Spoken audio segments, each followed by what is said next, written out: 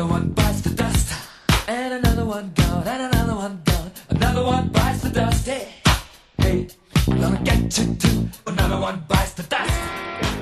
Hi, I'm Joe Reporter, and while it seems another bank has bitten the dust within Second Life, Midas Bank has announced that it has suspended ATM and banking operations due to a missed interest payment that was due to it from Australian-based Hope Capital Limited, the company that operates the World Stock Exchange within Second Life. Reports have pegged the interest payment to be over 650,000 Linden dollars, or $2,443 US.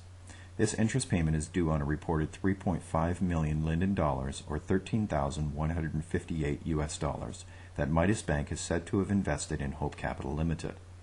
The reported deposits with Midas Bank stand at over 6.8 million Linden dollars, or $25,564 US. We attempted to get a comment from Lucano Vanderver as to why Hope Capital Limited had missed the scheduled interest payment to Midas Bank. The response we received stated that the interest payment was simply moved to the next quarter.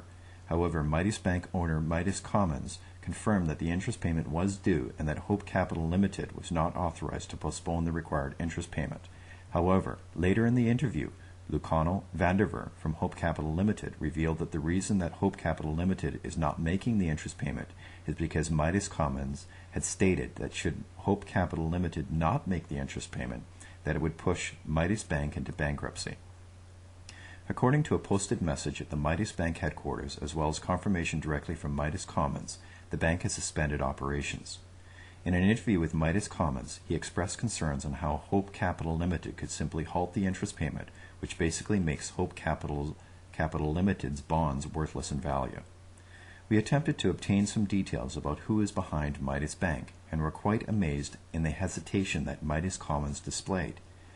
While we were able to confirm that he is from the United States, but when we pressed him to provide us with his age as well as his real-life financial advice, we were eventually ejected and banned from the Midas Bank location, not to mention the fact that Midas Commons stated that he would be suing our media agency. Well, this is classic Second Life. Another bank has bitten the dust. Ask yourself what financial resources Midas Commons has behind him. Well, he does have an argument that without the $2,443 US interest payment, the $13,158 US Hope Capital bonds are basically worthless. However, ask yourself, why is he so quick to walk away from his obligations to depositors? These depositors stand to lose over $25,000 US.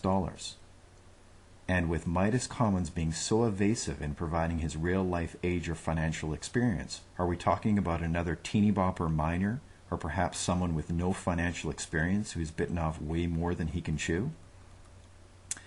We have to comment on the fact that again the World Stock Exchange and Hope Capital Limited is in the news with another scandal of some sort. Could this be telling us something about how the World Stock Exchange is being operated?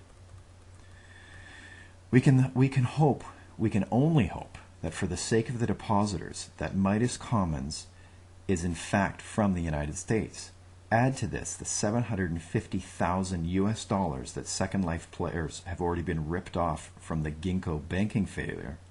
Could this be a class action lawsuit on the horizon? For the depositors' sake, we hope someone takes the reins on this and finally shows the banks in Second Life that accepting deposits on a daily interest rate of 0.11% or 39.6% annual interest rate is not a sound financial model for any bank to operate under. This is SLJoe saying that if something sounds too good to be true in real life, question it. If it sounds too good to be true in Second Life, withdraw your money. Another one bites the dust, and another one gone, and another one gone. Another one bites the dust, hey, hey, I'm gonna get you too. Another one bites